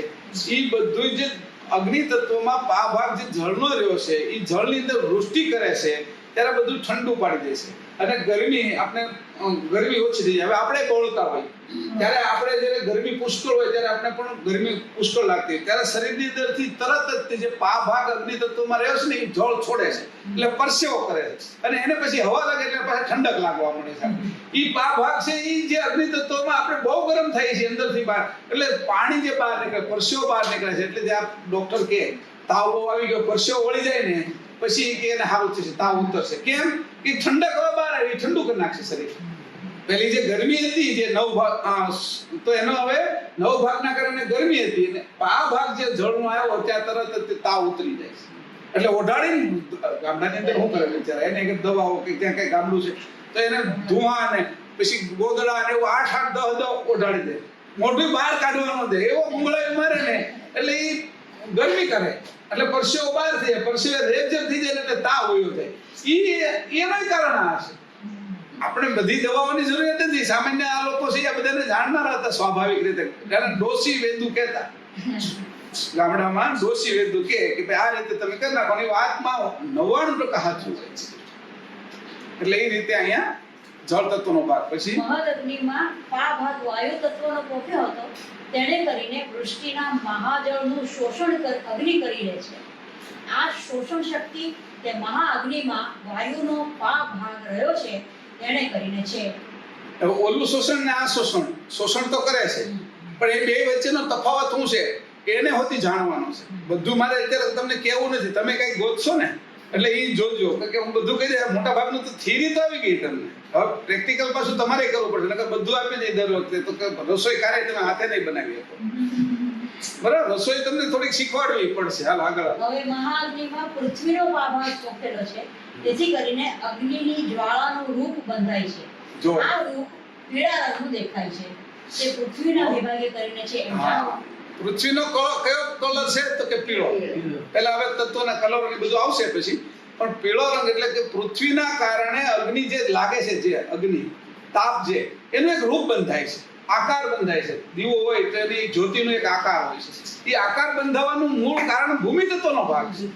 એની અંદર પા ભાગ જે પોગ્યો છે એ ભૂમિ તત્વના પા ભાગે કરીને આકાર બંધાય છે. પણ ભાગ ઓછો હોવાથી પાછો એ આકારમાંથી નિરાકાર થઈ જાય છે. અગ્નિનો ભાગ વધારે ને એટલે. હવે આવ્યું અગ્નિનો રંગ લાલ છે છતાં જ્વાળાનું રૂપ પીળું દેખાય છે. તે રૂપ પૃથ્વીના વિભાગે કરીને છે. આમ અગ્નિનો રંગ કેવો છે? લાલ છે. લાલ છે, પણ આકાર જ્યારે જ્યોતિ એની જ્વાળા છે એ કેવી છે કે પીળી. એના કારણે કે ભૂમિ તત્વનો પીળો કલર છે. ભૂમિ તત્વના કારણે જે આકાર બન્યો છે એ પીળો દેખાય છે. એનું હતી ત્યાં આગળ વર્ગીકરણ કરી દીધું. હવે મહદ અગ્નિમાં પા ભાગ આકાશનો પોકેલો છે, તેથી કરીને જ અગ્નિના પ્રકાશમાં વિકાસ પણ રહ્યું છે. જે અગ્નિમાં વિકાસ એટલે જે આગળ જાય છે, ફેલાય છે, એ આકાશ તત્વનો ભાગ પા ભાગ રહ્યો છે એટલે ફેલાય છે. પેલું બંધાય છે ભૂમિ તત્વનું અને આ ફેલાય છે. બે વસ્તુ જુઓ, આપણી અંદર એવું જ થાય છે. અગ્નિ તત્વની અંદર જે રૂપ બંધાય છે, રૂપ આંખમાંથી અગ્નિ છે આપણી આંખમાં, અને આંખની જે દ્રષ્ટિ છે ફેલાય છે, રૂપ માત્રા થઈ જાય છે. એને બંધારણ જે કરીને એકમાં સ્થિર કરી નાખે છે. આકાંક્ષા, નિરીક્ષણ આકાંક્ષા, એ પાછો ભાગ કેનો આવો ભૂમિ તત્વ. એના વિશે જે પા ભાગ છે ને એના કારણે. એટલે કોઈ એક જ વસ્તુ હવે જોઉં છું, માસીના ચશ્મા જ જોઉં છું, માસીની ઘડિયાળ જ જોઉં છું, આખું તો મને દેખાય છે. એ કેના કારણે જે આકાશ તત્વનો ભાગ અગ્નિમાં છે એના કારણે. પણ જ્યારે મારે કઈક ઘડિયાળ જ જોઈશે ને એના કે ઓલો નાનો કાંટો જે સેકન્ડ કાંટો જોવો છે તો એના માટે મારે ભૂમિ તત્વનો જ આધાર લેવો પડે, જે પા ભાગ છે. અને ન લઉં તો મારે જોવું ત્યારે એ જ વર્તન કરે. અને જો આ જાણીએ તો એના ઉપર સંશોધન થાય, એના ઉપર નવા જે યંત્રો આવિષ્કારો થઈ કે આ જાણીએ તો. એટલે સંશોધનના બધા જ માર્ગો અહીંથી શરૂ થઈ જશે. હવે વાયુ તત્વ વાયુ તત્વના 9 ભાગ વાયુના પોખ્યા હતા. એને લીધે વિરાટને વિશે મહદ વાયુ થયો છે. આ મહદ વાયુના અંશનું સુષુમા ચક્ર થયું છે, જેને આધારે સર્વ દેશ રહ્યો છે. હવે આને હું કીધું, મહદ જે છે એ વાયુ છે એના 9 ભાગ રહ્યા છે. એ શું કરે છે? વાયુ એ ફરે છે. આ જે સુષુમા ચક્ર છે એ શું છે? આપણી જે આકાશગંગા છે ને, મિલ્કી વે, એ આમનામ ફર્યા કરે છે. મિલ્કી એ વાયુ છે આખો, અને એમાં બધાય આ બધા ગ્રહો, સૂર્ય, ચંદ્ર એ લટકેલા છે. કારણ કે જે રીતે કોઈ વાવાઝોડું થાય અને એની અંદર ભમરી પડે, ભમરીની અંદર વાયુ છે એને બધાને ચડાવે. એના દરેક કણ છે, જે ઝીણા ઝીણા રજકણો, એ બધા ગ્રહ અને સૂર્ય અને નક્ષત્રો, એ સુષુમા ચક્ર એવડું મોટું છે કે જેને આપણે આકાશગંગા કહીએ છીએ, જેને મિલ્કી વે કહેવામાં આવે છે. એવા કેટલાય સુષુમા ચક્રો છે જેને આપણે કહીએ ભમરી. પાણીની અંદર એ ભમરી પડે છે તો એ બધા ખેંચાઈ ભમરીની અંદર જાય છે. તો આ સુષુમા ચક્ર ફરે છે એના કારણે જ બધી ગતિ આવી છે. એ વાયુનું કારણ છે. ગતિ મૂળ વાયુની અંદર ઉત્પન્ન થઈ છે. એ ગતિ ધીરેથી વાયુમાંથી અગ્નિમાં આવી, અગ્નિમાંથી જળમાં આવી. 3 પદાર્થ છે એ ગતિવાળા થયા છે. આકાશ ગતિવાળું નથી, આમ મૂળ આકાશ, અને ભૂમિ ગતિવાળી નથી, એ સ્થિર છે. એટલે આ જે ગતિ આવી વાયુમાંથી બેમાં આવી. એ વાયુ કયો હતો કે સુષુમા ચક્ર. આપણું જે સુષુમા ચક્ર છે તેમાં 200 મિલિયન સ્ટાર છે. 200 મિલિયન આપણા જે સૂર્ય છે ને એની કરતા પણ મોટા ને નાના, એવી રીતે 200 મિલિયન સ્ટાર છે. એની આજુબાજુ ગ્રહો છે. એ બધું સંશોધન નાસાએ કરેલું છે. પણ એની પહેલા આપણા ઋષિ મુનિઓ અને સાધુ સંતો પરમ ગુરુએ તો બધું જોયેલું, એની રચના કરી છે. તમે કહો કે આ બધું તમે કહો છો પરમ ગુરુએ આ બધું બનાવ્યું છે, પણ કેમ ન બનાવ્યું? આટલી બધી બારીકાઈથી તો વાત કરી છે. બીજો કોણ બનાવનાર હોય જે એટલું બધું બારીકાઈથી વાત કરી? તો એ રીતે બનાવનાર છે. એટલે આપણે કહીએ છીએ એની તો બધું જોયું છે, બનાવ્યું છે. અને આ બધાએ જે જોયું તો એની ટેલિસ્કોપ મૂક્યા. હબલ ટેલિસ્કોપ થી જેટલું દેખાણું એટલું. અત્યારે જેમ્સ વેબ ટેલિસ્કોપ મૂક્યું છે નાસાએ, તો એનાથી બધું જોવે છે. તો એને બધી આ જે ફરતી દેખાય છે આકાશગંગાઓ, એમાં આપણી આકાશગંગા છે મિલ્કી વે, એને આ છેડેથી આ છેડે પ્રકાશને જતા 1 લાખ વર્ષ લાગે છે. અને પ્રકાશની ગતિ 1 સેકન્ડમાં 3 લાખ કિલોમીટર અંદાજે છે. એમ થોડી ઓછી છે, એટલે 2,99,792 કિલોમીટર છે 1 સેકન્ડમાં. તો 1 લાખ વર્ષ સુધી પ્રકાશ ગતિ કરે ત્યાં સુધી તો આપણે આકાશગંગા, આપણું સુષુમા ચક્ર છે એનો વિકાસ છે. એટલું એ મોટું છે. સમજાણું? એ એટલા મોટાની અંદર એટલા બધા આપણે લટકી રહ્યા છીએ. આ બધા ગ્રહો, નક્ષત્રો, આ તે બધું લટકી રહ્યું છે. એ લટકેલું છે એની અંદર કે છે કે કારણ શું છે કે 9 ભાગ છે આ વાયુ તત્વના છે. એના કારણે જે ગતિ ઉત્પન્ન થઈ છે, ગતિના કારણે આ બધું લટકેલું છે. આ પ્લેન ઉપર હું કામ લટકે છે? એ જો ત્યાં અટકી જાય ને તો હેઠું પડી જાય. સમજાણું? એ ગતિના કારણે લટકે છે. પછી એમ કીધું હેલિકોપ્ટર, આપણે ઘણી વખત હું કરેક્ટ જોક્સ કહેતા હોય કે બહુ પંખાનો અવાજ આવે છે કે બંધ કરી દો. કે હેલિકોપ્ટરમાં બેઠા હોય ને, એટલે નવું લીધું હતું હેલિકોપ્ટર, પૈસા બહુ હતા, પણ એની ખબર નહોતી કે આ ગતિના કારણે હેલિકોપ્ટરનો પંખો ફરે એટલે ઉપર છે, એ તો હેઠે જ આવે ને સીધું. એમ આ જે ગતિ છે એ બધી ગતિ વાયુના કારણે છે. એટલે હેલિકોપ્ટર ઉપર રહેશે, પ્લેન પણ ઉપર રહેશે. જે ગતિ છે એના કારણે રોકેટ પણ ઉપર જાય છે. તો ગતિનું કારણ છે એ વાયુ તત્વ છે. અને વાયુના 9 ભાગ છે. સુષુમા ચક્રના કારણે આ બધું ચાલે છે. વાયુ તત્વના 9 ભાગમાં 5 ભાગ પૃથ્વી તત્વનો પોખ્યો હતો. તે સુષુમા ચક્રના પૃથક માળમાં જે સર્વ દેવ રહેલા છે તેને ધારણ કરી રહ્યા છે. અને આ ધારણ શક્તિ તે વાયુને વિશે રહેલા પૃથ્વી તત્વના ભાગને લીધે છે, એમ જાણો. હવે જુઓ કે હવે બોલે જે સુષુમા ચક્ર છે એ તો આખું વાયુનું છે, પણ એના ભાગ છે. આપણે જે 9 ગ્રહ છે તો સૂર્યની નજીકનો કયો ગ્રહ, એની પછીનો કયો ગ્રહ છે, તો એ બધું જ્યોતિષશાસ્ત્રના ગ્રહ વિજ્ઞાનની અંદર આવે છે. અને એના ઉપર અસર હોય છે. એટલે મજલામાં કે એ બધા દેવો રહે છે. દેવો એટલે તત્વો, એ ટાઈપના મહત તત્વો છે, દેવો છે.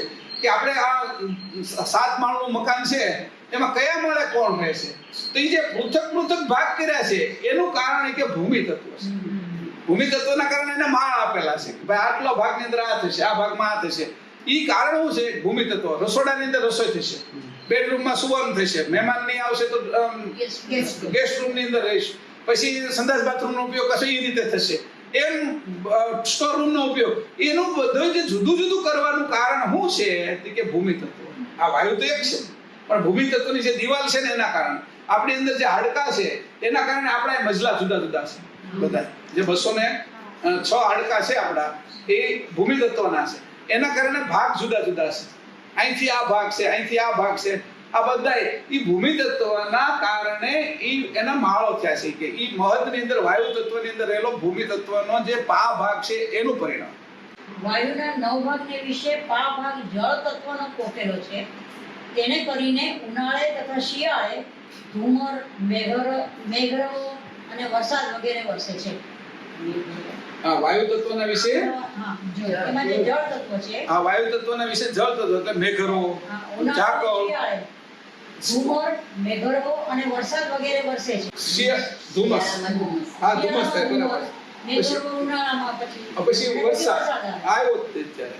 તો એ વરસાદ કે આ કારણે વાયુ તત્વની અંદર છે એ જળ તત્વનો પા ભાગ છે એટલું કામ કરે. હવે મહદ વાયુમાં પા ભાગ અગ્નિ તત્વનો કોપેલો છે. એથી કરીને વાયુ રૂપ સુષુમાર ચક્રમાં પ્રબળ ગમન કરવાની શક્તિ રૂપે આકૃતિ રહેલી છે. તે અગ્નિ તત્વના વિભાગે છે. જે આકાર ઉત્પન્ન થયો છે એની અંદર જે આપણે જે જોઈએ છીએ કે વાયુ ગતિ તો કરે છે.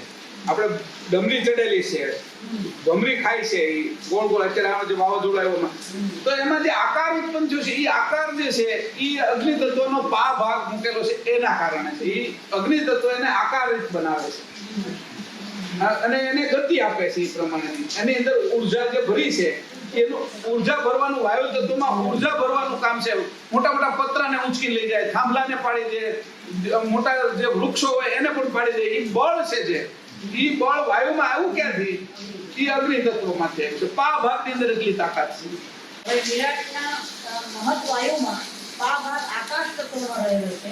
તેને લીધે અપાર તારામંડળ દ્રષ્ટિગોચર થાય છે અને દ્રષ્ટિ રૂંધન પામ્યા સિવાય લંબાણ પ્રદેશ સુધી ચાલી જાય છે. આમ થવાનું કારણ મહદમાં પા ભાગ આકાશ તત્વનો એટલે હું આપણે જોઈ શકીએ છીએ, તારાઓ જોઈ શકીએ છીએ, ચંદ્ર જોઈ શકીએ છીએ. એ વાયુ તો વચ્ચે છે પણ એની અંદર વાયુની અંદર આકાશ તત્વનો પા ભાગ મૂકેલો છે. એટલે એ જેમ જળમાં દ્રષ્ટિ જાતી એમ એ બધું જ આપણે દેખાય છે. એ આકાશ તત્વ જે પાણીમાં જે મૂકેલું હતું એમાં વાયુમાં મૂકેલું છે. એટલે ઉપરનું બધું આપણે જોઈ શકીએ છીએ. પ્લેન ઉપર જતા જોઈ શકીએ છીએ. સવારમાં ક્યારેક તમે વહેલા ઉઠો કે સાંજે તો એ ઉપરના અમુક ઉપગ્રહો છે એ ગતિ કરતા હોય 200-250 કિલોમીટરમાં ઉપગ્રહો છે. તો ક્યારેક સૂર્યનો પ્રકાશ એની ઉપર પડતો હોય તો એ આપણે દેખાય છે એ જતા આવતા. તો એવું નવી આંખે દેખાય, પછી દૂરબીનથી દેખાય. પણ એ જે વાયુ તત્વમાં આકાશ તત્વનો પા ભાગ પોખેલો છે, મૂકેલો છે એના કારણે. હવે આ આકાશ તત્વ છેલ્લું આ લાઈન પછી પૂરું કરી છે. આ ભાગ પાપા ભાગ આના પોકેલા છે બીજા તત્વોના અને 9 ભાગ આકાશ તત્વના. તેથી શું થયું તે કહું તે સાંભળો. આકાશ બાકીના તત્વોમાંથી પોષાયેલું આકાશ જે છે તેનાથી વિરાટ વિશે મહદ આકાશ થયું છે. આ મહદ આકાશ એટલે 49 વાયુની આદ્ય લઈને 12 મેઘના મંડાળ ઉપરાંત ખગાકાર શૂન્ય રહ્યું છે. તેને જ મહદ આકાશ કહેવામાં આવે છે. હવે એની લીટી કરી નાખી 49 વાયુની. હવે જો આ વિષય હવે આપણે આવશે આગળ.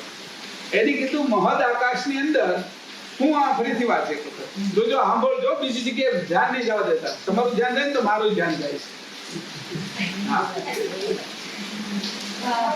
મહદ આકાશમાં 9 ભાગ આકાશ તત્વના અને પાપા ભાગ પોખેલા બીજા તત્વના છે. તેથી શું થયું છે તે સાંભળો.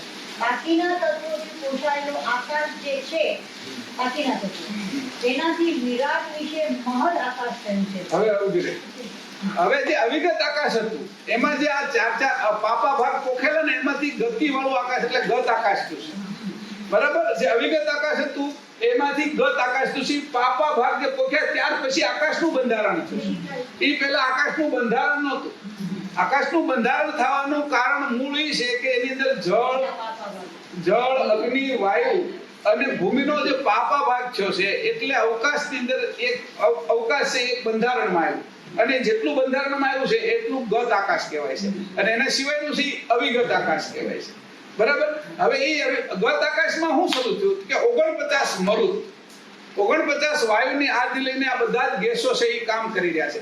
જે આપણે શ્વાસ લઈએ છીએ એની અંદર 7 ચક્રોની અંદર 49 પ્રકારના વાયુ થાય છે. એ વાયુ એટલે ગેસીસ. કોઈ દ્રષ્ટિ ઉત્પન્ન કરે છે, કોઈ સાંભળવાની શક્તિ ઉત્પન્ન કરે છે, કોઈ બોલવાની શક્તિ ઉત્પન્ન કરે છે, કોઈ અનાજ પચાવવાની શક્તિ ઉત્પન્ન કરે, કોઈ પાણી પચાવવાની શક્તિ ઉત્પન્ન કરે, કોઈ બાથરૂમ જવાની, કોઈ પરસેવો કાઢવાની, એવા 49 વાયુ એ આપણા શરીર વિશે કામ કરી રહ્યા છે. એના બે ભાગ, એક મધ્યનો વાયુ 25મો છે, કેન્દ્રમાં છે, નાભીમાં, અને 24 વાયુ છે એ સ્ત્રીના છે અને 24 વાયુ પુરુષના છે, એટલે ડાબી અને જમણી બાજુના એ વાયુ એનું કાર્ય કરે છે આ શરીર વિશે. એવું બ્રહ્માંડ વિશે 49 મરુતો કામ કરે છે. ત્યારે ગતિવાળું આકાશ આ ચાલુ છે, હાલે છે. એમ આપણી અંદર આ 49 વાયુઓ કામ કરે છે, એટલે બધા જ વિટામિન્સો બનાવે છે. D3 ને B12 એ બધું જુદું જુદું કામ કરવાનું આ છે એ કાર્ય કરી રહ્યા છે. તો એના કારણે શરીરની અંદર કોઈ પણ પ્રકારની ઉણપો ન આવે. જો આ વાયુ 49 બરાબર કામ કરતા હોય તો એ વાયુની અંદર જ્યારે ક્ષોભ ઉત્પન્ન થાય, એની ગતિની અંદર તકલીફ ઉત્પન્ન થાય, એટલે પછી વિટામિન્સ ઘટે, વિટામિનો બધા ઘટતા થાય એટલે તરત શરીરની અંદર અનેક પ્રકારના રોગો ઉત્પન્ન થાય અને ઘટપણ બાજુ જઈએ આપણે. એ 49 વાયુ છે એ ઘટપણ લાવવા દેતા નથી. વિરાટને વિશે પોખેલા છે.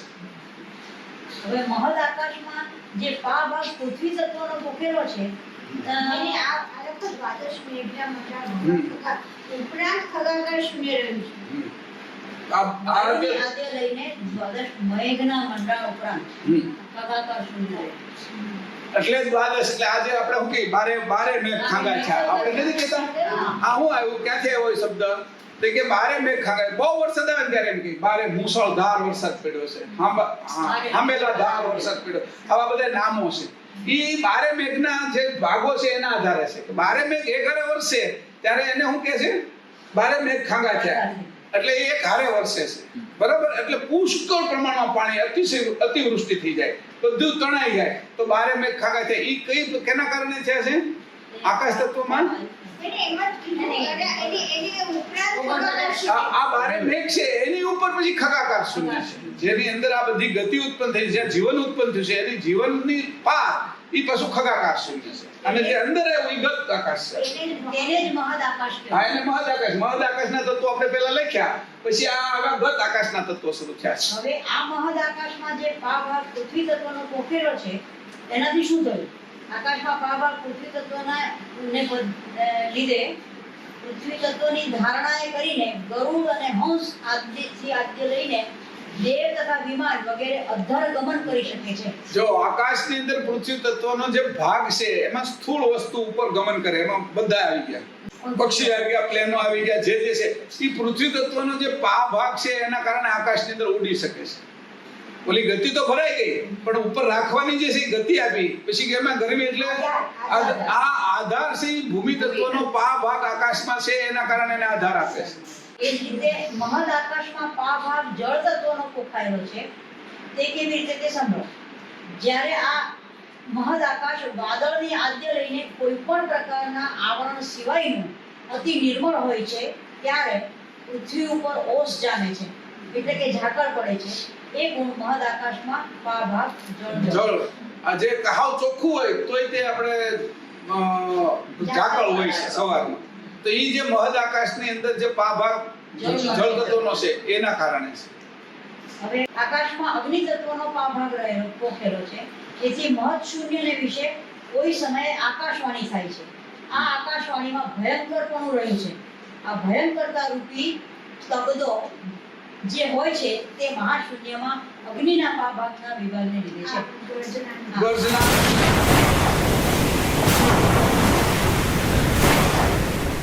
વીજળીની બધું થાય છે, મેઘ ગર્જનાની, એના કારણે ભયંકરતા. એટલે નાના છોકરાઓ હમણાં તો 2 દિવસ 3-4 દિવસ પહેલા જે હવારમાં ગગડાટી બોલાવી દીધી હતી, તો એ બધી એવી છે, ગભરાઈ જવાય. આકાશમાં ભયંકર શબ્દ ધ્વનિ ઉઠે છે. તે આકાશવાણીને આકાશમાં પોખાયેલો વાયુનો ભાગ છે. શબ્દ ધ્વનિ ઉઠે છે આકાશ વાયુ તત્વનો ભાગ, અગ્નિનો હતો. હા, હવે ભાગ નીચે ઉતરીને 7 દ્વીપના લોકોને શ્રવણ કરાવે છે, બધા સાંભળે છે. ધ્વનિને ખેંચી લાવવાની શક્તિ વાયુ વિભાગની લીધે છે. હા, આપણે જે સાંભળી હતી એકબીજાને, તો વાયુ છે એટલે વેક્યુમમાં સાંભળી ન શકીએ.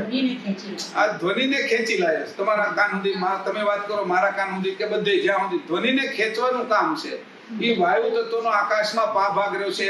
આપણે અત્યારે આ બધા જ જે તત્વોના જે પાપા ભાગનો વર્તારો, મૂળ ભાગનો વર્તારો, એમ કરીને ગત આકાશના તત્વો સુધી આપણે પહોંચ્યા. અવિગત મહદ અવિગત તત્વો કોઈ કામના નહોતા, એની અંદર આજે ભેળસેળ શરૂ કરી એટલે હવે કાર્ય ઉત્પન્ન થયું અને ગત આકાશની અંદર આવી ગયા. આજ અત્યારનો ક્લાસ અહીં આપણે પૂરો કરીએ છીએ, 1.5 કલાક થઈ ગયો છે અને હવે પછીનો જે ક્લાસ છે એની અંદર જે તત્વો વિશેની બધી માહિતી શરૂ થશે. કરુણા સાગર ભગવાન કી જય, કરુણા સાગર મહારાજ કી જય, સત્યવર સાહેબ